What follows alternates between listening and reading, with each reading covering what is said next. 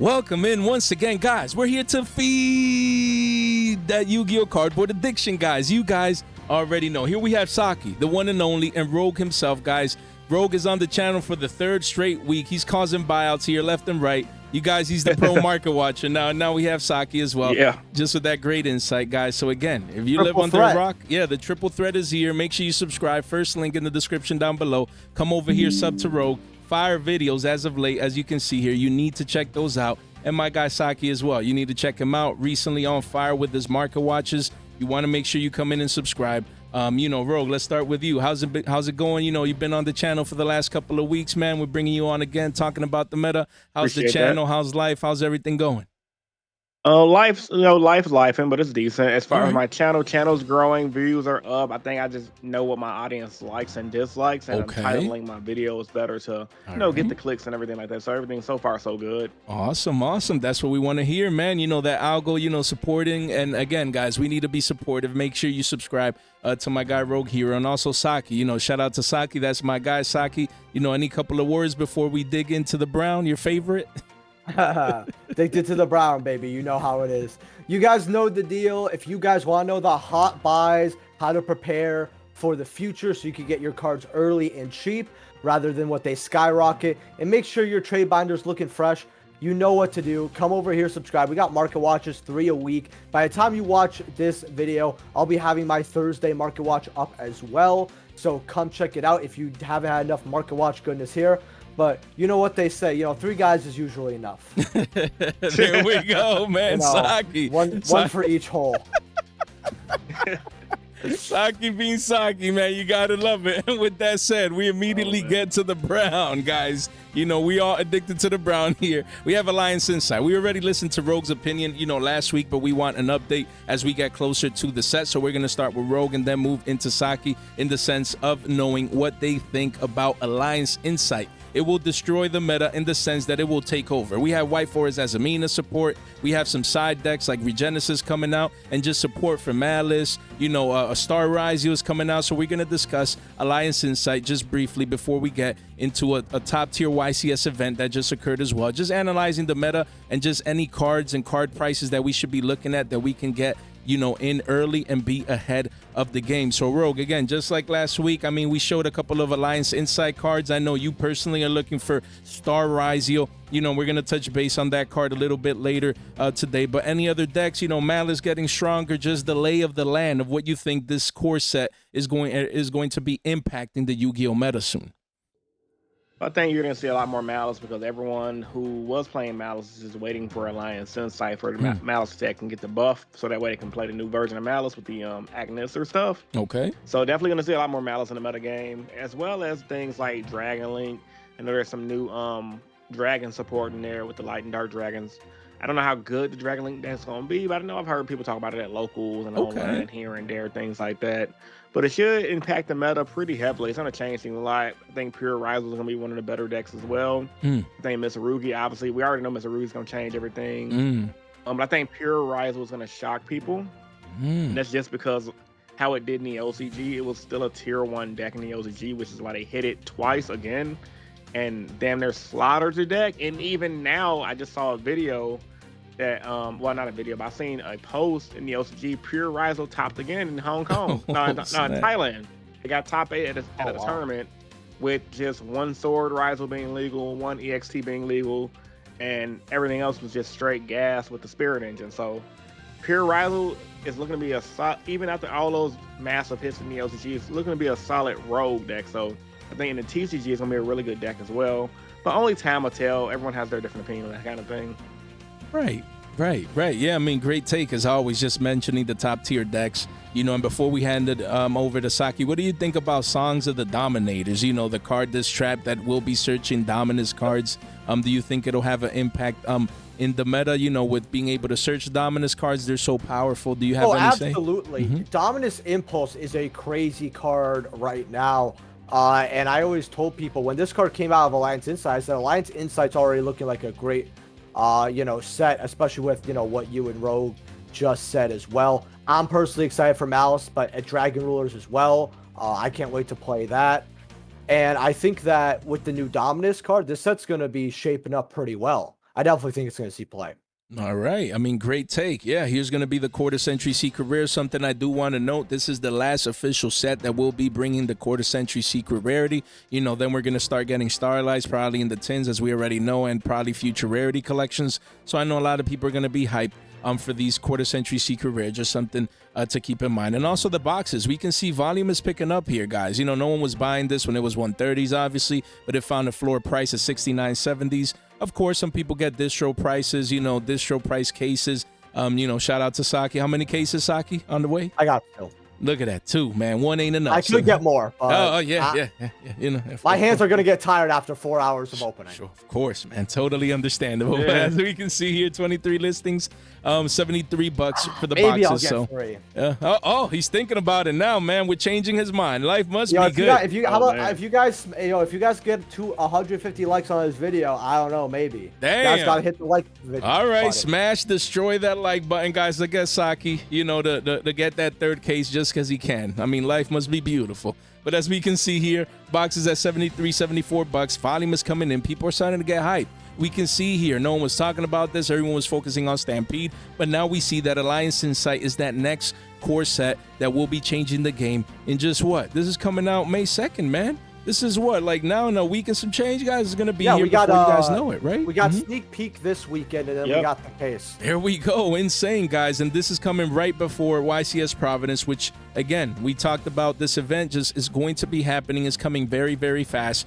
Guys, you know, competitive events like these, 1,000+ players, they usually shape the meta, especially when they're in town, in the States, in the country, you know. So, again, we're looking forward to this event. Not just me personally going to the event, but also us as a whole covering the event to see what went, you know, what happened, which deck top, you know, Post Alliance Insight now here is going to be here at that time. Everyone is going to want to know how the meta will be from that moment up until Nats. So it'll be a very, very important event. And we'll definitely look forward to that. And then we have YCS Mexico City. Again, there was 1,400+ players, guys. Essentially the same amount, similar amount as YCS Houston with Rogue, where Rogue and I and V and a lot of many other peoples went down there. And we had a blast. And again, 1,400+ players is very considerable. We can take a lot. Of course, this is the gap zone format between Suda and Alliance Insight. But we can take away some inklings of what, you know, what's currently happening right now.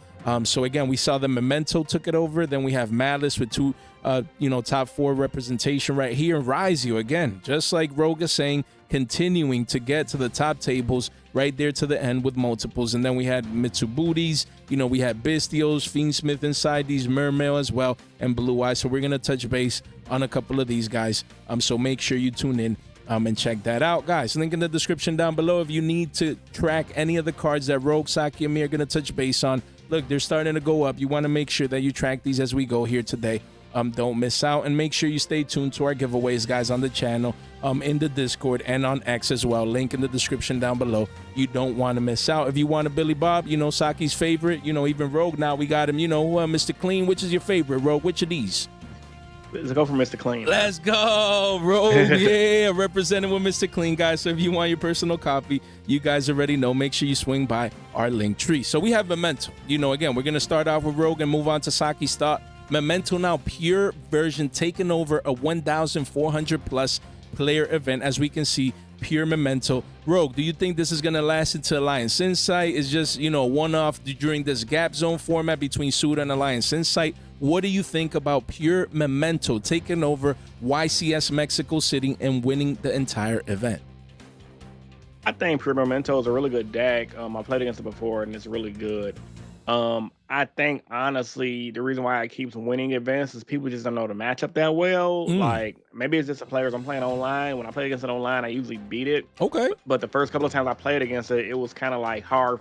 I got cooked until I realized Ryzeal Detonator chaining to their effects to pop the Memento monsters. They don't get their effects off. So I think it's just a combination of people not knowing the matchups, and they're playing against experts with the deck. So when you got an expert with a deck and people don't know the matchup, it's kind of like easy victories. And that seeing the winner, his deck list ran 3 Perulias, like I mentioned, and then for Wallows, with Book of Eclipse and Droplet, he just didn't care about Ryzeal. And I was telling people the reason why he ran the Book of Eclipse mainly is for Detonator, because Detonator shits on his deck if they go first. So congrats to the guy. I don't know how it faces against Malice, but in a format right now, in this little mini format where Malice is not really heavily played like that, I'm not surprised he did well and won again. Okay, yeah. And now we're going to move on to Saki. Any surprises, that you felt, Saki, for seeing this deck actually win YCS Mexico with 1,400 players?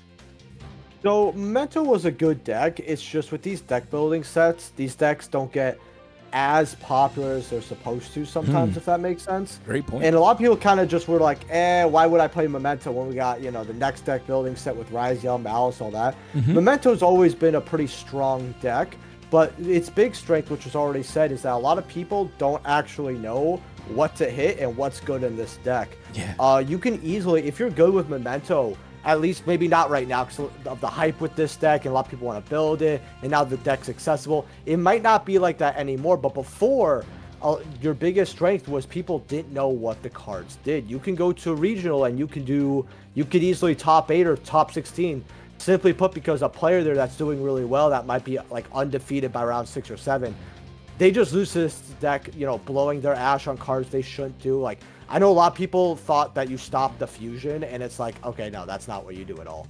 And a lot of people really thought that because I've seen people play against Memento at locals, all that.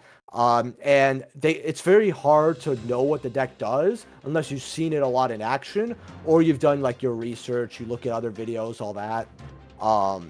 Definitely a deck that I still think, with being how accessible it is now, is going to be really good and will most likely get stronger as we maybe get another ban list. Now, I do understand that we just got one, but with decks like this, just remember, if Memento can do well, last format, this format's it's a lot better. Next format, if it's even stronger, this is a good deck to really master. That's what I would probably recommend. If you really want a deck with that strong with staying power, I really would recommend picking up Memento. I might even do it myself. I love the artwork and everything. There we go. I mean, hey, they're putting up results right now, and even into next format, it can still be competitive, even though we're getting brand new support for many of the current and new decks as well.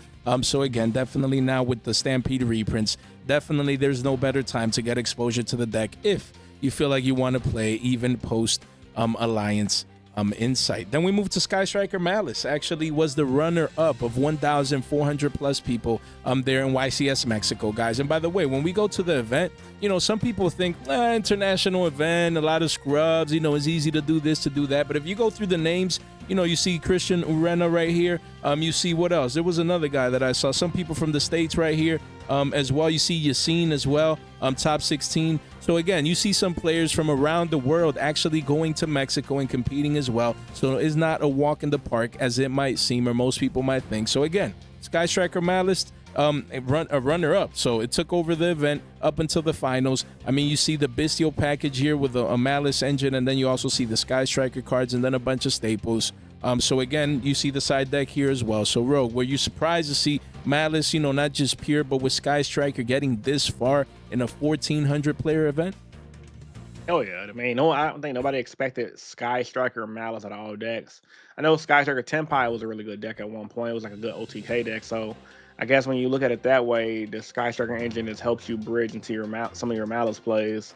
I think that's a unique build, very innovative, and shouts to the dude who did well. Like, that's honestly some good innovation.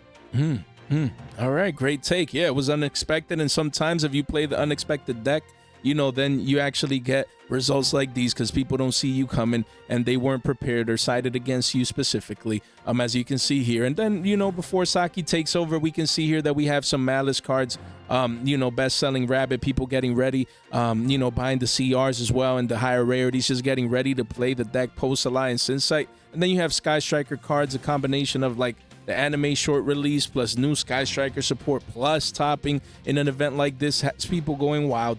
So Saki, what do you think about Striker Malice?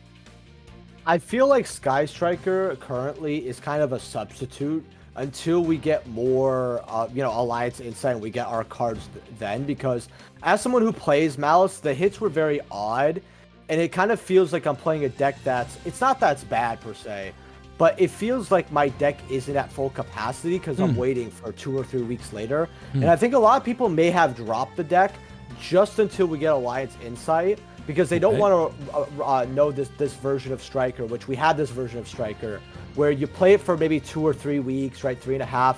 then some cards come out and the build changes completely. Why even bother to learn a build for 2.5 weeks, you know?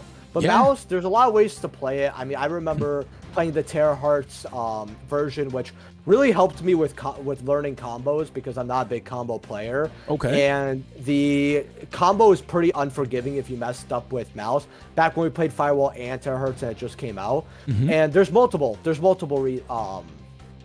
ways to play it. Striker's just an engine that is optional, but it's not going to be, I think, the best way to play it. We get Alliance Insight, we get the new cards, we get the new ways to play and combo off, and then we're good. We're not going to be playing Striker cards. Yeah, and speaking of that, you know, I'll leave it at you, Saki, and then ask Rogue after that. Malice March Hare. Again, we usually don't cover pre-sales much on the channel until, you know, the moment like right before day one, just to give you an idea. But right now, $88 for a secret rare that everyone is waiting for. So Hare is up here. And then we have Malice in the Mirror. Again, this is a super rare, so it'll be cheap. You already see the walls. I wouldn't be buying these cards just yet. Patience wins this game. We expect the super rare to be super cheap, and this card probably to go down to 50 bones. Basaki, what do you think about these pre-sale prices right here from the Market Watch standpoint? And then we're going to go ahead and ask Rogue from the competitive standpoint how this card is going to be impacting the meta. So let's start with Saki. Dude, you know, this changes the combos yeah. completely.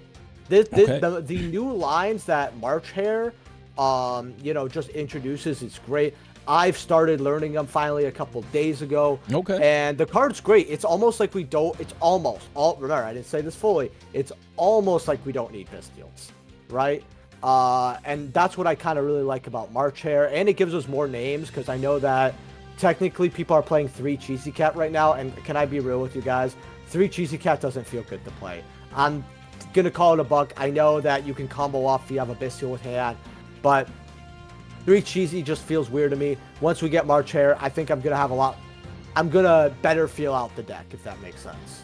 All right. And then Rogue, what do you think here as we see these elevated prices, just in the sense from the competitive scene, actually seeing the cards listed now? Everyone's been waiting for these new Malice cards. We have March Hare, and we also have Malice in the Mirror. You know, just that impact. How far up the ladder? What do you think? Is it going to be now the new best deck, the most represented deck at YCS's, maybe even at Providence? You know, how far up the ladder, how strong is Malice going to be, you know, heading into the new format? And then your opinion, you know, based on, we're going to be touching base on Ryzeal, but that matchup now where Ryzeal always had the upper hand, do these cards just give an edge now to Malice, especially post-banless?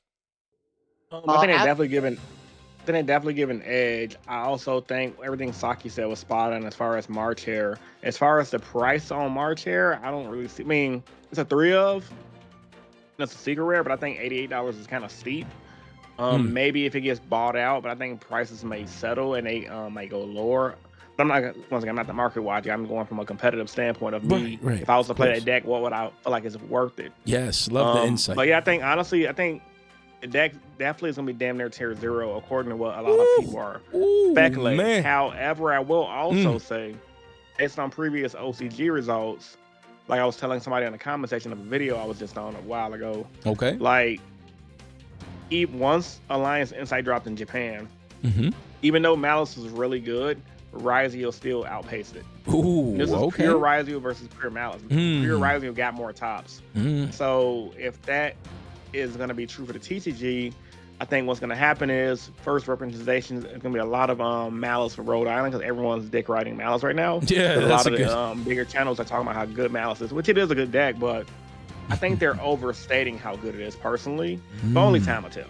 Right. I'm going based off of OCG results, but knowing how annoying Malice is, though, I will say it's annoying, but you know, it still has silver bullets, even though it can play under Lancia now. But Lancia still hurts the deck. They end on a slightly weaker board. And it depends on the hand. Like, if they open up a hand full of Malice monsters, they just have to pass, from what I'm saying. But if they open up the Agnister stuff, then they can combo through Lancia and things like that. Right. So now they're going to have options, you know, essentially more options. The deck just gets better. So we'll continue to see how it's going to pan out. So again, Saki and Rogue made great takes of the new Malice cards that are hot right now. And everyone can't wait to get their hands on these. And then we get to the talk of the town. You know, we have Ryzeal with the hits and the ban list, you know, getting hurt heavily, like we just stated. And, you know, Rogue made great points about Malice and the OCG, and even, you know, and of Ryzeal and the OCG, and the comparison where Ryzeal were still dominating over there and things of that nature. We see, again, a top 4 in this gap zone format, even with the hits, getting top 4 out of 1,400 plus players, as we can see. Again, a pure build. You don't see Mitsurugi's, you don't see Fiendsmith, you don't see nothing. Just pure Ryzeal, just, you know, going off the sheer power of the deck, of the engine, of the consistency, even post balance, as we can see here.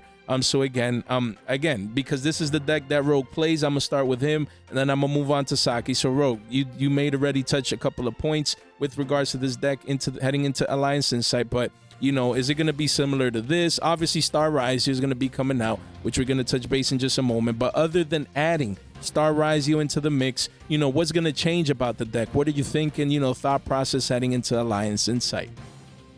I think, honestly, it's going to be 2 versions of Pure, version similar to this one, and then a version similar to mine.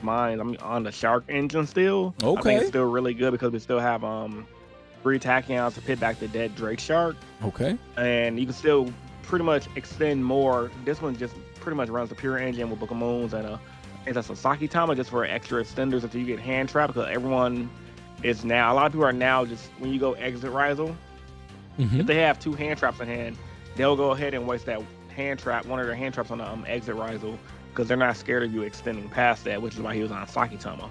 But so I think the Spirit engine's good. It's proven. It's topped.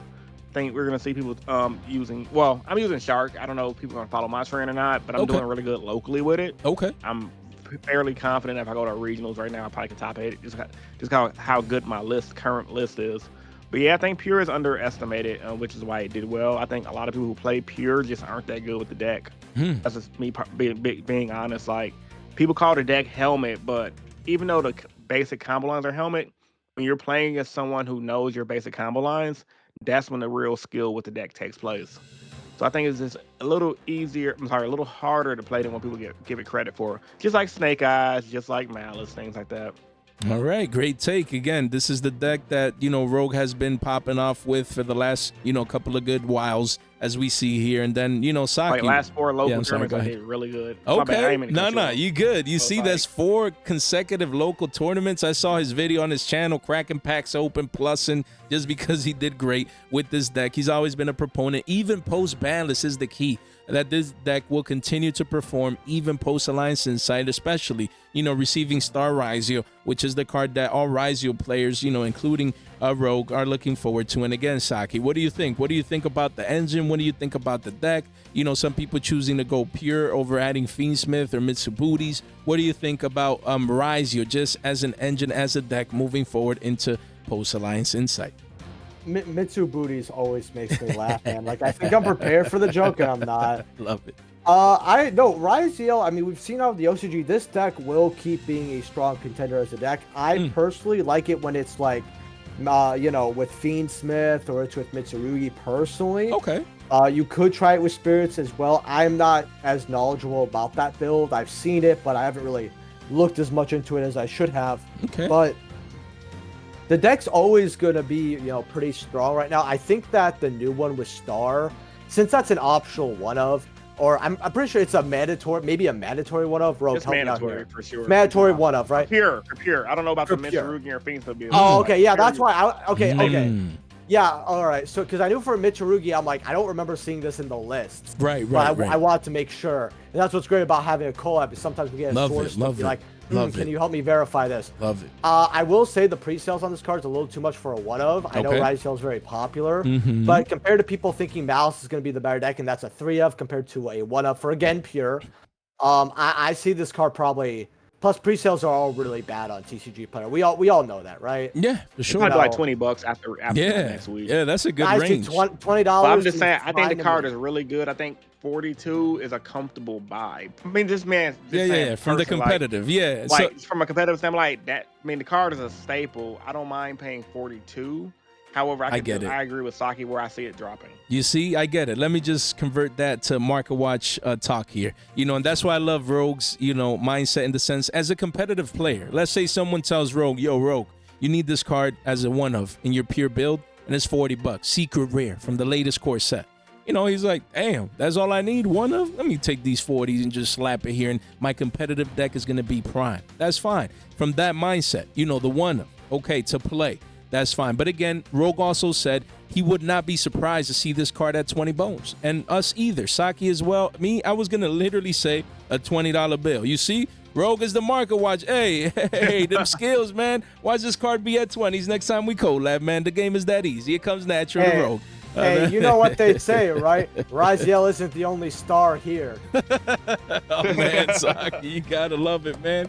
You just got to, man. You got to, man. Top 8, Fiendsmith, Fiendsmith, Ryzeal. So you see, the engine is so good that it doesn't only top pure, but it top 8s with Bistio and Fiendsmith as well. So again, a little bit more of the same in the sense of the Ryzeal engine. So we already talked about the pure and the Star Ryzeal coming out. But what do you think? Heading into Post-Alliance Insight. This time we'll start with Saki and then move on to Rogue. What do you think about, this? Again, you mentioned Mitsurugi, which we're going to touch base on as well. And then, we have Bistio and Fiendsmiths, all these engines morphing. Do you think we're going to still see decks like these even when we're going to have White Forest as Amina? We're going to be having Malice. Do you think, a deck like this can still perform Post-Alliance Insight?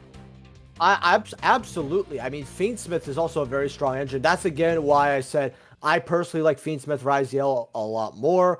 The Bistials are pretty good as well. Granted, against the Malice, you're going to obviously sign them out, right? That's kind of the one thing. But at least if you're playing, let's say, Bistial, Ryzeal, Fiendsmith, you do have those side slots for Malice, games 2 and 3.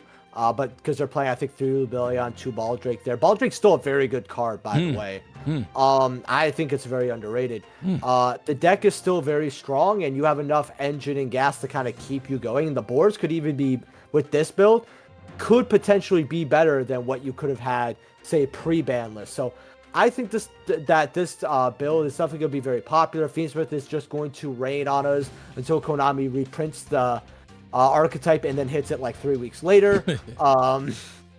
That's just how it's going to be. Yeah, to no surprise. And then obviously, Rogue, what do you think here? Adding, of course, you're more of a pure Ryzeal player, but just the thought process competitively of people being like, okay, pure Ryzeal is good, but I want to mix it up. I want to have diversity. I want to have different lines, different plays. What do you think about a deck like Bistio, Fiendsmith, Ryzeal heading into Post-Alliance Insight?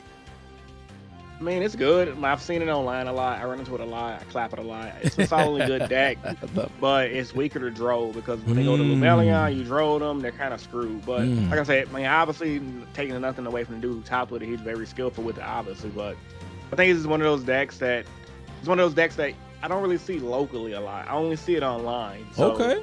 I wouldn't be surprised if the guy who actually won the event, topped the event with this list, plays on Duel because it's very popular online, but locally, I usually just see the regular Fiendsmith build or different decks. So okay, all right, good insight. It's a good deck, though. It's a good deck overall.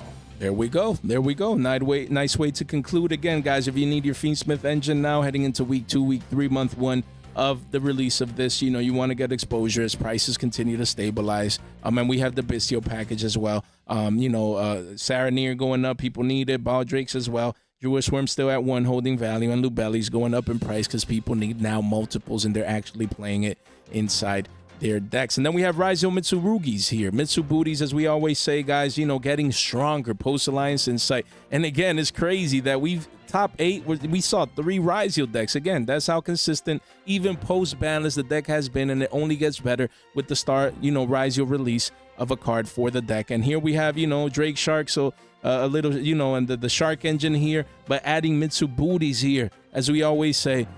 So yeah, this deck top 8ing at YCS Mexico City here, and we can see. So again, we talked about Mitsurugi's. Saki, go ahead. What do you think about this engine getting stronger and being combined, either pure or combined with a deck or an engine such as Ryzeal moving forward? I'm honestly excited to maybe try it out myself. I have some spare rituals I got for very cheap when they were about 12, in case I ever want to play the deck. And I was thinking about playing Ryzeal Mitsurugi, or my fault, Mitsubooties. You guys know my pronunciation. It's not great, right? So I was thinking about trying that. And with the new cards, it's definitely going to be a lot stronger. There's a lot of hype around it. I think Mitsurugi's could definitely be something that takes people a little bit by surprise. Okay. But just a little bit, because people are talking about it, how good it is, all that. All right. And how about you, Rogue Hero? You think this card, I'm sorry, not this card, this deck, Ryzeal Mitsurugi, how we call it here, will continue to perform not just a pure version, but combined with what you consider that your pure version of a deck like Ryzeal moving into Post-Alliance Insight? It's expected to be one of the best decks in Alliance Insight, honestly, mainly because of the new Mitsurugi support. Once again, only time will tell, but from people who tested the deck, they say it's very scary.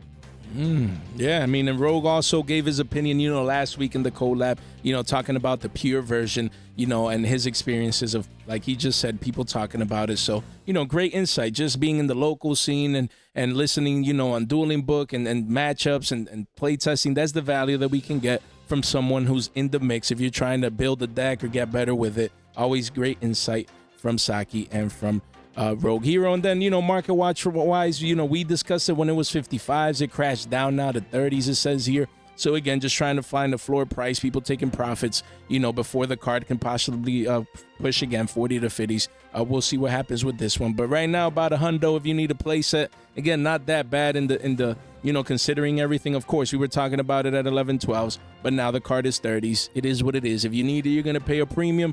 But these could be good prices compared to future prices, especially in a week or two once the set comes out. So definitely consider that. And we have Amy here. Amy, same deal, was $8-9. Now is around 650s. If you need it, do as you must. We were talking about this card at 2s, but if you need it now, again, however amount you need, just get your copy. Don't let this be double digits again down the line. And then we move to the last deck we're going to discuss here from YCS Mexico City. Primite Blue-Eyes. A lot of people excited because of new support was announced for Primites, and people, hey, they're chasing loads. Loads is getting reprinted, but they need it. We had a flash buyout from 55 to 90 or 100 last time we covered it, and now, as we can see, the card is crashing back down into the low 60s. Just people taking profits, as we can see here. So again, Primite Blue-Eyes, top 16 at YCS Mexico City. We can see it, just a clear build, straightforward. Again, 1,400 plus people. Primite Blue-Eyes didn't get hit on the ban list. Abyss Dweller's ban, and actually got better, indirectly. So, we'll do Rogue first and then Saki for this one. So, Rogue, what do you think about Primite Blue-Eyes as a deck, as a contender against Y4s as a Malice with the new support, Ryzeal with Star Rising, just all the craziness that's going to happen in a week or two, for all those Blue-Eyes players out there? I think it's a really good deck. My buddy David at local was always he clapped me those last 2 times we played it.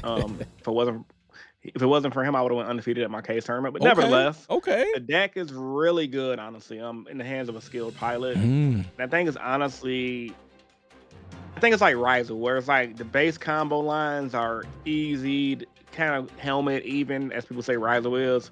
But when the real skill with that deck is the grind game. You have to know how to sequence your things correctly.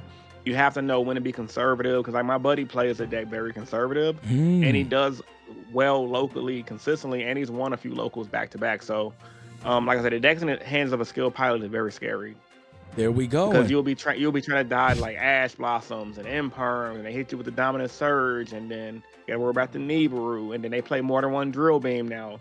But the deck is also constantly evolving too. Yeah, I mean, excellent points. As you can see, like Rogue just said, there's a lot of like hand traps, interruptions, a lot of things that have to play around. And we see the multiple drill beams. Some people even playing a 3 of as well. So Saki Blue-Eyes, the talk of the town for it's a very it attacks the casual player base and makes them want to compete through Blue-Eyes, through the nostalgia, and actually getting results. Again, top 16 at a 1,400 player event. How do you see maybe Primite Blue-Eyes, facing all these other new decks or decks that are around but get better heading into Alliance Insight? Well, obviously the deck was going to be a lot better once we got the ban list. I mean, we saw Malice and Ryzeal get like 5 hits each. I know they were minor, but like the amount of hits to Malice and Ryzeal in the short amount of time in Rogue, I want to hear your opinion on this. To me, just felt very ridiculous. Those decks maybe had 3 to 4 months. We had a tier 0 format of Snake Eyes for 10 months. We had a tier 0 format of Tier Limit for about 9-10 months, right? So they seemed very, very harsh on these 2 decks for only having 3-4 months.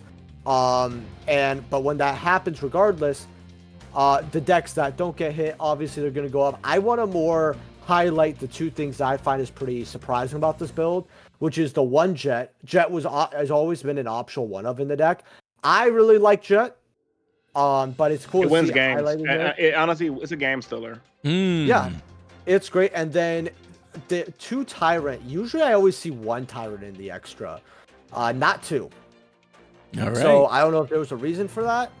Yeah, I mean, that's a great take. You know, of course, when you go to a top tier event where you're playing thousands, over 1,000 players, you know, you have to take the tech cards. You know, you have to play maybe the game stealer. You have to play maybe an extra copy of a tyrant to be more consistent. You know what I mean? So again, just great takes by both of you guys. And on that same note, Saki, what do you think of the new support? You know, some people saying it's trash, or I mean, now they have a fusion monster. What do you think? And then after you, I'll ask Rogue, but what do you think, Saki, about the fusion monster and Primite fusion? You know, that's why the engine is getting hyped, not just because it's being played and actually topping at top tier Yu-Gi-Oh events, but also thinking into the future. This is Duelist Advanced, the next core set after Alliance Insight. People already hyped. I don't know if you saw these cards, Saki, but what do you think, you know, Primite, how they're going to fare post Nat season into the new core set? Well, we're probably going to get this as a Starlight. Let's also keep it a buck. Okay, right? okay. All right. I think this card is good because when you look at the fusion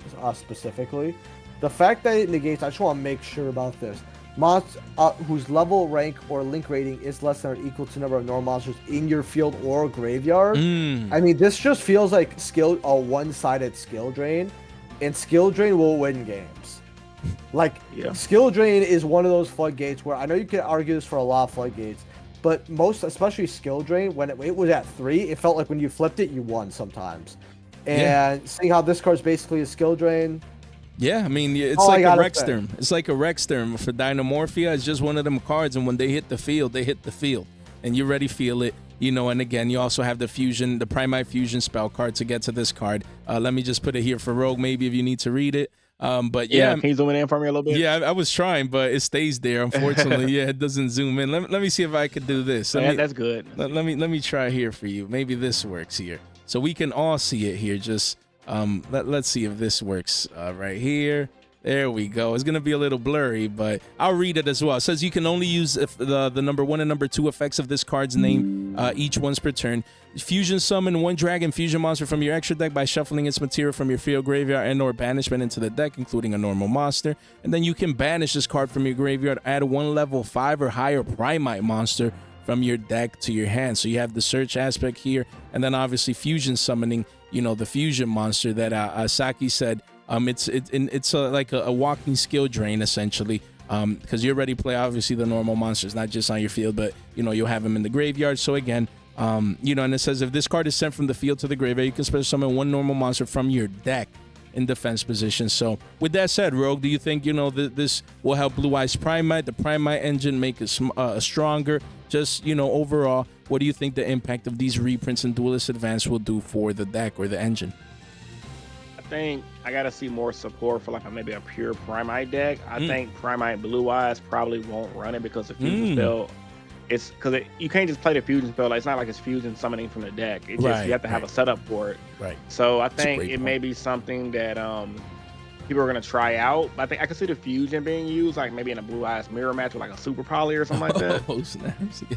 But other than that type of scenario, I think it's meant for like a pure deck and not like a actual like it's gonna. I don't think it's gonna go into the Blue-Eyes deck. I could be wrong. All right. But if it was more like a branded fusion where it fuses from the deck, then I can see it like, okay, that card's pretty nutty. Yeah. I mean, but those are great. It seems bricky, honestly, but I think the fusion's good. If you're gonna go into a Blue-Eyes meta, you know you're gonna play the mirror match a lot. Yeah, again, I mean, it's just superficial right now. It just came out, so that's a great take, you know, with the information that we have. But, you know, obviously this affecting prices.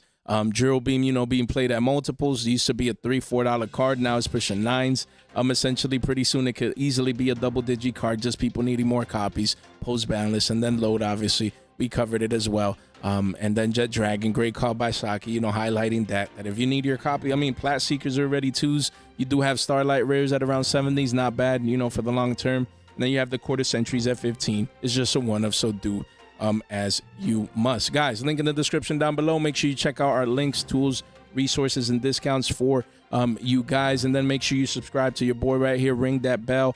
Make sure you like the video as well. None of this is official financial advice. It's for entertainment purposes only. And again, don't forget to sub to Rogue Hero. We'll leave the link in the description down below, the first link, as well as Saki right there, for you guys to subscribe.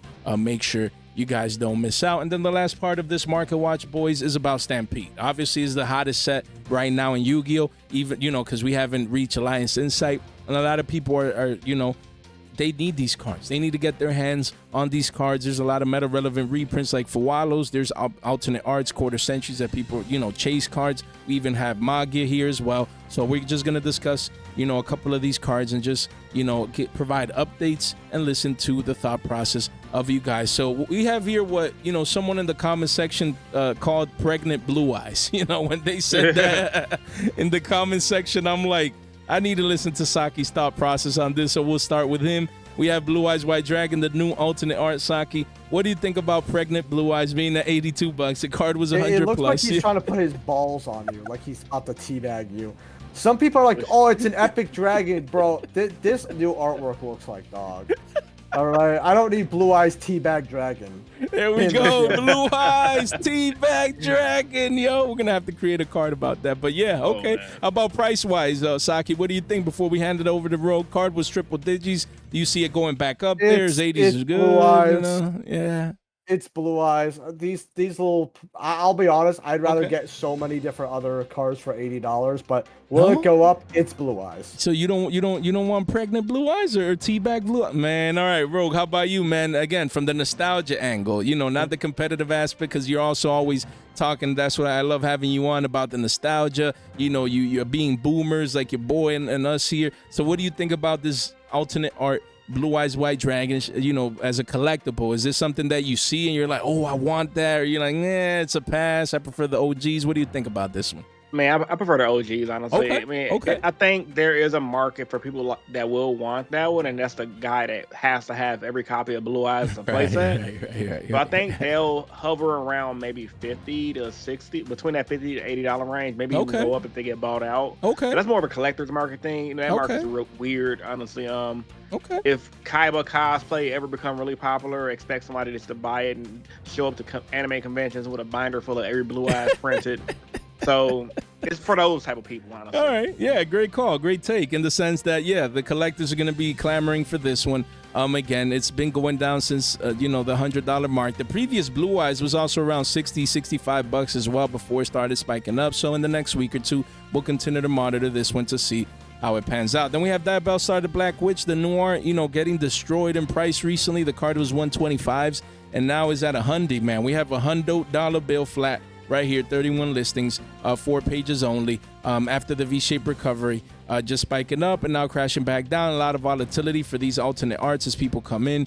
Some people just want to take profits. They open a box, they pay $100 for it. They're like, yo, I just need my money back with one card. And you have people here selling, but it quickly does go back up to 120. So, for this one, again, Saki, you have any thoughts with regards to this alternate art?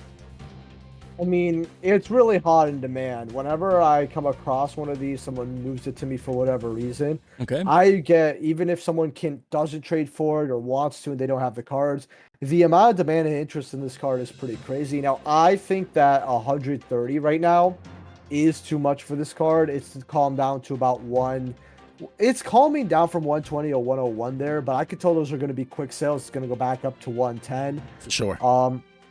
I think what might really help this card go to the moon right here is if Snake Eyes does something crazy. I can absolutely see it, but for now, I mean, I think people are comfortable with having this around $100. Little Wall at 15 copies might help at 107, but Yeah, there you go. And then from a competitive standpoint, Rogue, if you're playing an opponent, or if you're playing a deck that plays this, maybe at a 3 of, do you think competitive players are going to want to see this as the high end? We already have the OG quarter century secret rares. Would they be interested in these alternate arts that are probably cheaper than the OG? I mean, in the competitive scene, do you see people clamoring for this? They prefer the OGs, or how do you think this card plays out in that sense? Not gonna lie, this card is nice. Okay. I think a lot of people locally to me want this one over the other one, and just look at the artwork. The artwork is freaking phenomenal. It's honestly just a really seductive looking lady with a witch hat. Like, it don't get no better than that, in all honesty. And I don't compliment cards. This is from a guy that don't be, oh my god, that's a card. Like, no, it's actually a nice fucking sexy artwork. All right, let's get it, Oh, man. Look absolutely. at that. Look at that I can cat. honestly Look at see Saki's if I cat was- right there. Didn't know it was here. Yeah, go ahead, If bro. I was a guy who played White Forest and I was a rarity whore, I Okay. would want that. All right. Honestly, I actually really do. All jokes aside, I appreciate that artwork. I think it looks really nice. It looks really clean. I can see it being expensive personally. If White Forest ever becomes a top tier meta deck again, or if it tops an event, because it's a really popular deck and it is getting new support in Alliance Insight, this is the version you want because it just looks really good. It's not cheesy. It's not lame. It looks better than the original personally. There we go. A surprising take in a good way. I liked it. You know, the card looks clean. You know, it's a high rarity. It's the chase card of Stampede, essentially, one of the most expensive cards if people play is going to be at multiples. So, again, if you see these at around $100 flat, I think that's a great time to get exposure. Not to say that it can't be 95s or 90s or even lower, but again, in the long term, if we come back, this is played at a play set, White Force Azamina is out there, and we see this card at 150s or beyond, no one's going to be surprised. So, again, for the long term, I think this one ages well. If you buy into the retracement back down to the mean, no one is going to blame you moving forward. Then we have Ash Blossom Majoya Spring. You know, Feed Ash right here. Saki's favorite, Feed Ash, alternate art. As we can see here, the card was 78s, spiking up to triple digis, and now crashing back down into the low 80s. So 46 listings right here. It does end up going, you know, to the mid to higher 80s, but a lot of listings, guys, coming in, a lot of supply. So Saki, what do you think about Feet Ash as an alternate art, quarter century secret rare here compared to the OG? Let's hear your thought process. Honestly, I feel like this card could easily be triple digits. I mean, it's part of the main set, luckily. All right. So your chances of pulling it are significantly more. There's going to be more on the market. Because if this was in the nostalgia pool, oh boy. Yeah, that would have been rough. That would We'd have probably been be rough. looking at 200. I really don't think that is overestimating it. But with the main set here, they are piling league up. I think if you want to get a set for 70 a pop right now, let's say you could get a little discount on it, I'd go for it. This is not a card that will be much cheaper, if at all cheaper than 80. Yeah, I mean, And before it'll all we... bounce up in the long run anyway. So Yeah, that's great points. I mean, before we hand it over to Rogue, again, I mean, if this is 70s, 7 times 3 is what? 210s? I'm bad at math. Let's say a flat 200. You can get a deal maybe locally. I mean, people were paying 200s at one point just for one OG. So like Saki said, if you can get a play set at around 70s, maybe crack a deal locally for 200 flat, though that's going to age very well. And cards like these, they're 150s, 200s in the future. No one's going to be surprised. They're going to be like, yeah, I mean, it's Ash. It's a staple hand trap. Everyone plays 3. Yeah, it's an alternate feed Ash. A lot of people don't like it, but Ash is Ash. Some people are going to like it as well. So great take on that one. And again, Rogue, you know, as a competitive player, needing Ashes, maybe the max rarity, as this is tied up there with the OG print. You know, we don't have a picture here to compare, but you know Feed Ash, though, in the sense, as we talked a little bit about V, because we heard this is your favorite version, right? Hell no. I honestly think this card, like Saki said, could be expensive only because people like feet. I mean, that's the thing, you know. I think there's people like me who don't want the feed ash for their own personal reasons, but then there's people who like, screw that. I like the cutesiness of it. They have a foot fetish, but that's neither here nor there. Bro said the quiet part out loud. People have weird kinks, man. So I think honestly, I can see it very expensive. But Yeah. Great take. So great take on these cards. Can I just say something real quick? I would be really happy if I never had to hear the words "feet ash" for the rest of my life. No, I mean, like I saw the alt artwork and I saw the feet, but I was like, oh, it's just, you know, an alt art. I get it. Oh, it looks nice. And bro, 2 years, 3, 4 years later, no, it's been at least 4 years. 4 years later, I'm still hearing, oh my gosh, feet ash. Bro, I hate fucking Yu-Gi-Oh memes so much, man. Look at that, Saki. What you mean this is your favorite? Look at that beautiful art, man. Can I zoom in? Yeah, Saki, look at it right there. Your favorite, yes. Bro. Bob Thornton gonna be on your ass. Who, this guy? This is Rogue's favorite. You know, this is his friend right there. Your boy, Mr. Thornton. Yo, Bob Thornton got a point. Look how he's looking at you with disapproval. He's like, what is this shit? You can't make this stuff up, man. That's Saki for you guys. We have Mo Charming for Wallow. Saki, we have PCRs, PSRs, you know, PURs, QCSRs, Stampede, and 5. You guys already know we have a bunch of different rarities for this card. Well, you know, Saki focused on PCRs from Rarity 1 once we had him over on a collab many moons ago. He was saying, guys, from Bonanza, Pick up your PCRs. So now we're moving into new, fresh off the press PCRs from the latest and greatest rarity collection. Do you think people should be picking PCRs such as Fuwalos? What do you think about this card at 30s? About a hundo post tax for a playset. Is that good? Should they wait for 25s? We can see this card was 40s, crashing down to 30s right here. Is it too early? Is it good for a staple like this? What is your thought process, Saki? Honestly, I think that for how much these are, we've seen where, like in Rarity 1, where Valor, Ghost Bell, and all these other PCRs went up. $30, if you're spending, say, I told people when the secrets were like 25, I think secrets are 20 now. Yeah. So I remember telling people, spend a few extra dollars for a special rarity like this. I mean, it's a staple too, so you can have this for a while. This can easily be a 40-buck card. I can see a 40 again. Okay, go back up to 40s, maybe even 50s. Okay, yeah, absolutely. Imperm's $30 PCR. That shit would barely held 10. Okay, I mean that's a great take. And then also a point I'm gonna make before I hand it over to Rogue is that you know, people have CR Perulias from Mesa Master, so there's gonna be people that want to, you know, match rarity, even though this is the prismatic CR. You know, for many people, they just see them as CRs as well. They already have the CRs from Mesa Master for Perulia. They're gonna match, you know, this rarity as well. So yeah, for Wallows competitively, you know, we've asked you the last couple of weeks, Rogue, what's your thought process on this card? But, you know, we discussed many different decks, seeing, you know, and some here played at 3 in the main. Some people had him, you know, in the side as well. Most people in the main. So heading into Alliance Insight, you know, what do you think about this great card for Wallows? You need 3 in every deck. Some people say you don't need them. I think you need 3 in every deck.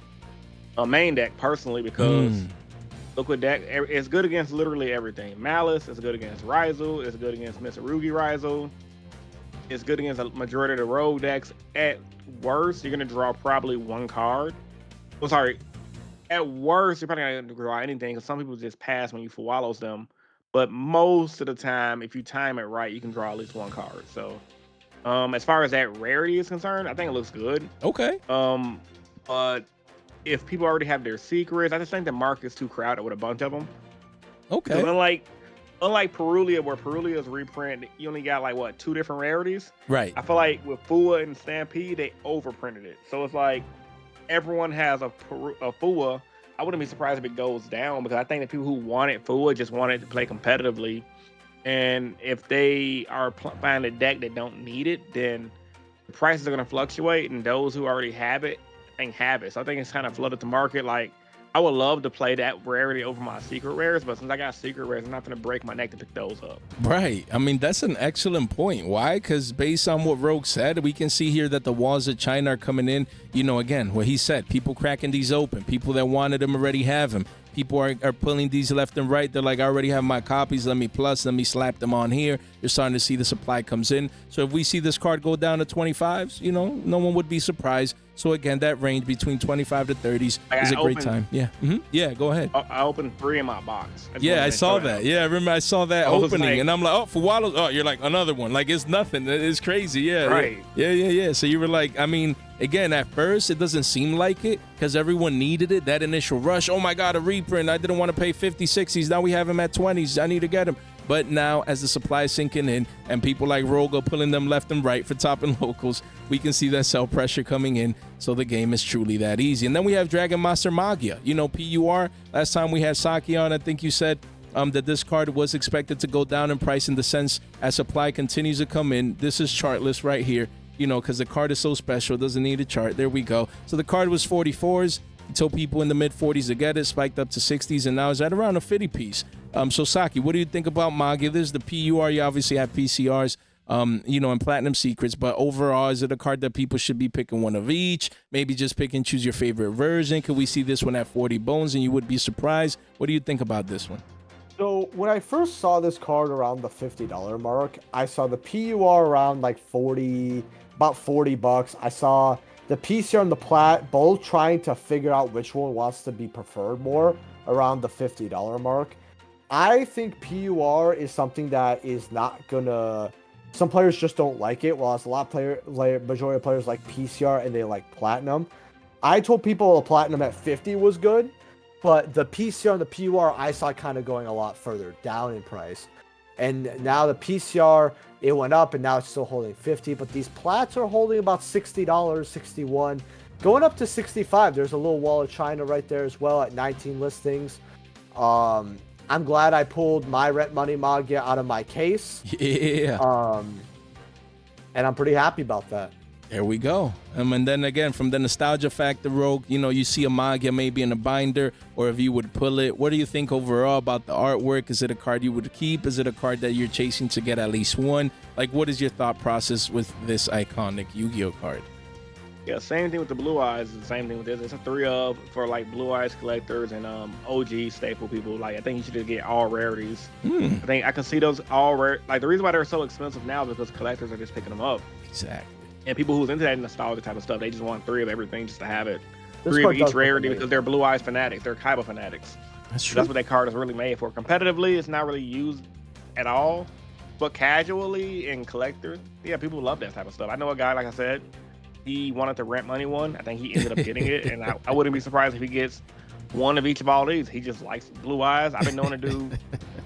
I've been knowing him. He used to go to my original locals back in like 2004. That's crazy. He's always liked Dragon decks, and even till this day, that we're both older, That's both wild. still look the same. Ironically, Right. still loves them Dragon decks. So Hey, it's people like that who are just Kaiba fanatics. They're Kaiba fanboys. So yeah, I mean, the passion is still there even after all these years. And you make a great point. People are going to want at least one of each. And there's going to be people out there that are like, I want play sets, you know, and they're going to come in. Yep. So, you know, it's just the nostalgia factor with cards like these.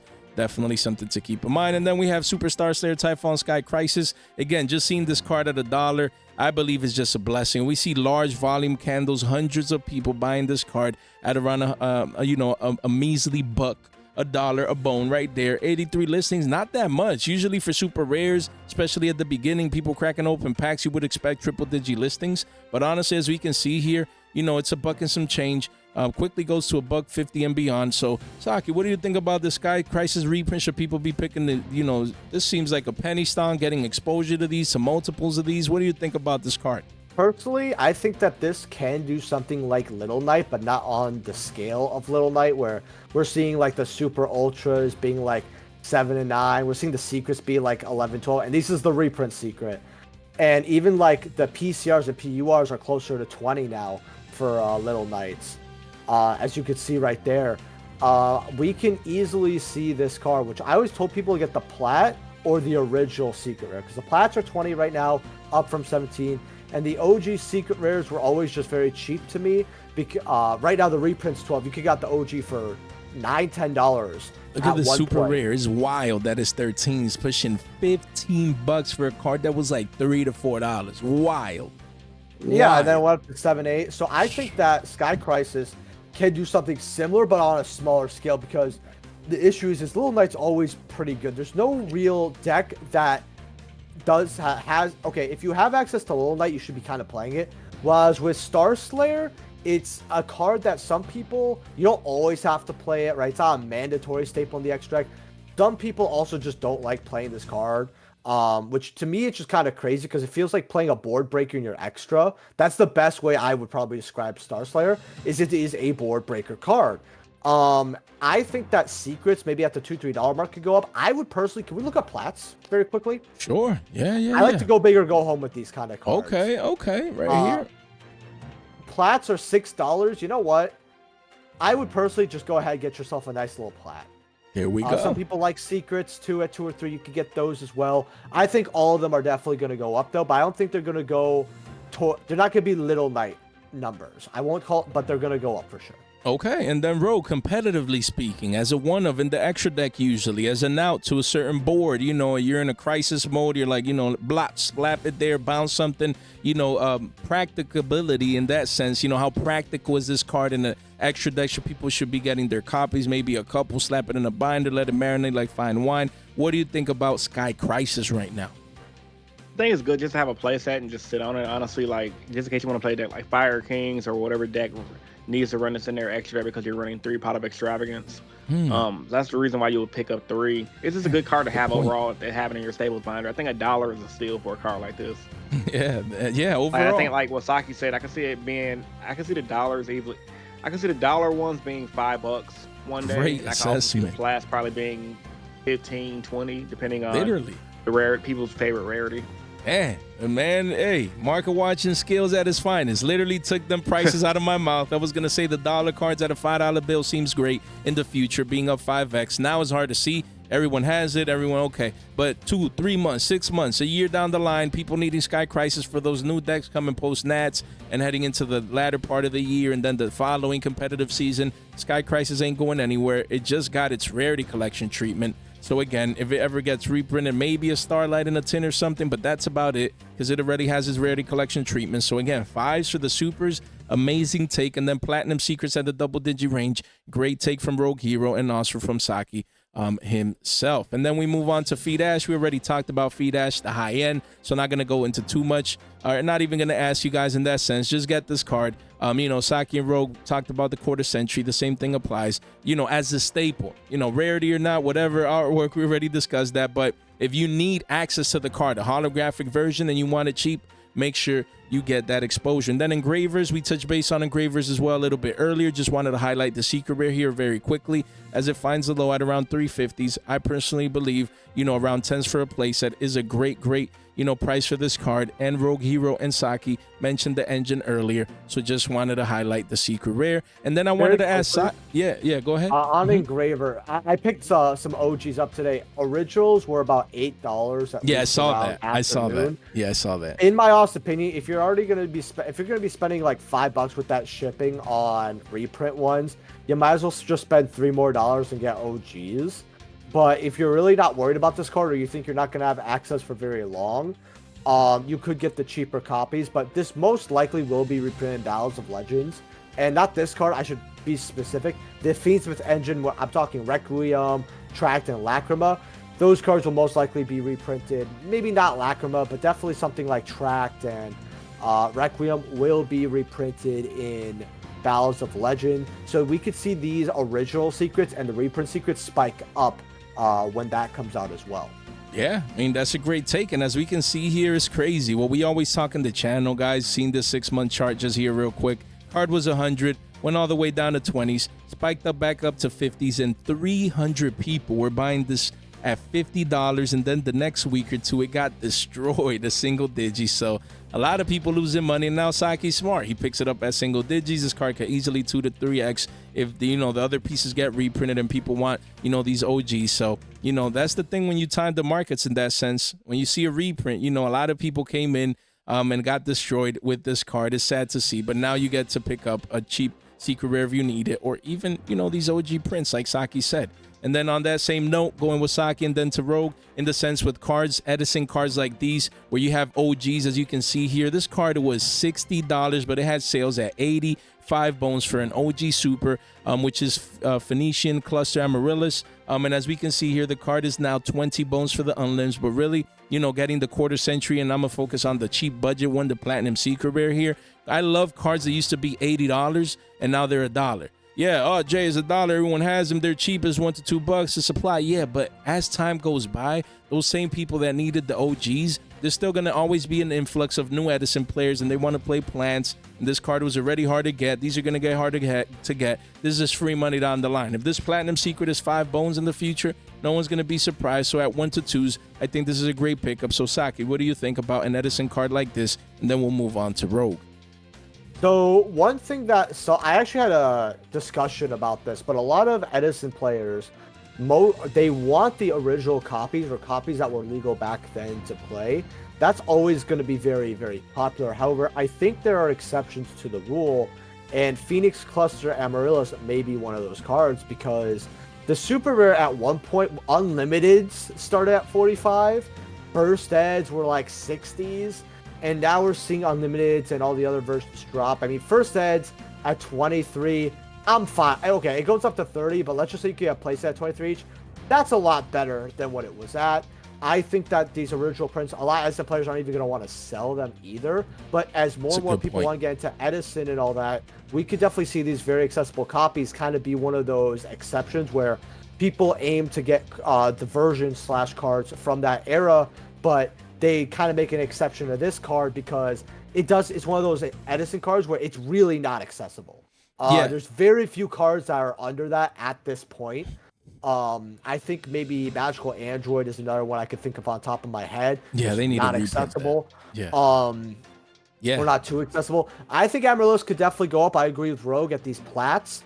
At like $1, $2. People might just try to get the lowest, the cheapest copy possible to play. We could see 5, 6s on this, absolutely. Exactly. Before I give it to Rogue, exactly what I was gonna say in the sense that this card was $80. Let's say you were on the sidelines. You were already tight on a budget. That's why you weren't playing Plants and Edison, and all of a sudden you can get access to the same card at $2. Of course, people, they're gonna get this one first, and then maybe in the future work towards the OG. But if not, they have access to the card and they can play it just the same way. So I think that's going to cause a buy rush for this card. And then, with Rogue, Edison, formats, Time Wizard formats, Ghost, Nostalgia, like from our time, us boomers and things of that nature. Do you think cards like these? Because just as there's people like Rogue Hero, super competitive, going to YCS Houston, shout out to V and to Rogue, day 2ing and topping and this and that and the third. There's highly skilled and competitive people in Edison, in Go, in Hat, in Tengu, in these past formats. So from a competitive player standpoint, if you see a reprint like this, and let's say you needed an $80 card and you see it at $2, should people get exposure to a card like this? Of course, yeah. Like, honestly, it's going to make more people play Plants and Edison. And I also think, too, with more people having access to Plants, I think a card like this can always be valuable in the future, because if this don't get another reprint and there's only this copy and the original copy, this card can only go up. I think getting like maybe $10, getting like 3 play sets and just sitting on it, that's a good investment, honestly, long term. Now, if Konami reprints the hell out of it, then there's your investment. But right. I mean, if you got money to blow, I say get a page of it and you think I'll sit on it, because at the very best, you have 3 copies of it for your Plants deck. And I'm sorry, at the very worst, you have 3 copies of it for your Plants deck. At the very best, you'll have a bunch of them sitting around waiting to get sold.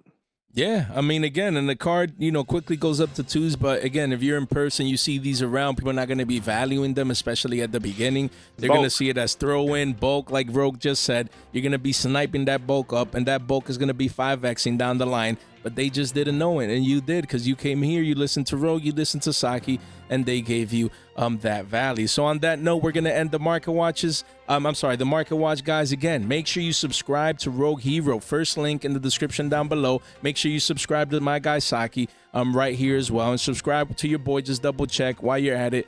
Guys, ring that bell and like the video on the way out. If you can appreciate, these collaborations, leave a comment with your thoughts. Shout out to these great content creators. They are amazing for taking some of their time to swing by and show some love to the community. And again, we're going to start with Rogue Hero and then move on to Saki. Or actually, let's start with Saki. Saki, any last thoughts, and then move on to Rogue Hero to close it out. Here, what do you think about the collaboration? Shout out to Rogue also for coming in and collabing with you and with me. No problem. Anytime. So what do you think, Saki? Let's hear your thought process. These are fun. These are really fun. Bro, is that an astronaut like in water behind you, Rogue? I just noticed. Yeah, it's an astronaut. I told them the same thing. The story behind that. So there's a YouTuber I watch, right? And he had the same background in his video. And I'm like, that's fucking dope. So I'm gonna copy that. Right. Yeah, Dude, look at that. Looks dope as fuck. Astronaut in water, bro. I love it, bro. That's what I told you. He's like stuck. It's like he's stuck in space, kind of. He's going to the moon, Saki. Yeah. Dude. Hey, I mean, I'm not even gonna diss, bro, because my background messy as shit. Hey, you need to go to the moon, man. You need to go to the moon, Saki. Maybe, bro, like these buyouts. Yeah, for sure. So what do you think, Saki? Any last thoughts before we switch it over to Rogue and then get out of here? Look, hopefully you guys had fun with the collab. Smash that like button, subscribe. Hey, come check me out. You'll have tons of fun. I got beautiful Market Watches as well. Maybe I'll have Rogue over there as well. I've had it before. It was always a pleasure. Yes, I got some channel member videos I'm trying to shoot out as well, because I'm trying to work on giving my channel members the best experience ever. That's one of my goals this year. So I'm also trying to just upload a little more, all that. Yeah. Market Watch should be out by the time you're watching this, so go check it out. Because we cover out a lot of buyouts. So for sure. Even the last one right there from 2 days ago, Labyrinth and Underwriting QC buyouts. There's a lot of buyouts you're gonna want to look at. You could check that video out too. And that's all I gotta say. Yeah, for sure. I mean, if you're already here watching Market Watches, it doesn't hurt to go check out our boy Saki, covering different cards and different moves I always love it. So make sure you subscribe. Don't miss out. And like he said, collaborations are powerful. That's why when I hear, you know, other content creators, like in this case, maybe if it happens like Rogue and Saki on their end, I'll be happy to watch, and just things of that nature. You know, I'm very collaborative. I believe in the power of combining communities. Excuse me, guys. So let me know what you guys think down below. And lastly, we have Rogue Hero again, the man himself, you know, turned marker watcher now. Nah, just kidding, guys.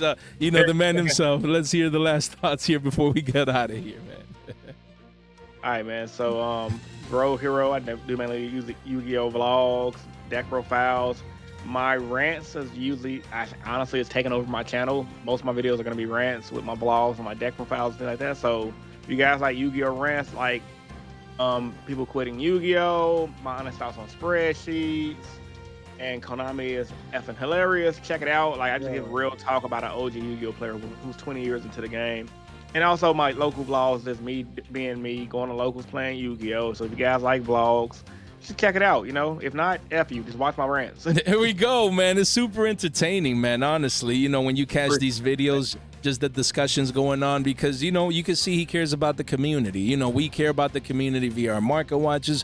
Rogue cares about the community, just making sure you guys are in tune with everything going on, like, you know, not just in the competitive scene, but overall in the Yugi-verse. So that's why I love his perspective and his channel. All right, so on that note, guys, we're going to leave it here. Again, always a pleasure collabing with you guys. Thanks for taking some time of, you know, to hop on here. And I look forward to that next time. So much love for you guys. So, guys, thank you so much for your time, for your support, for your attention. Stay fresh.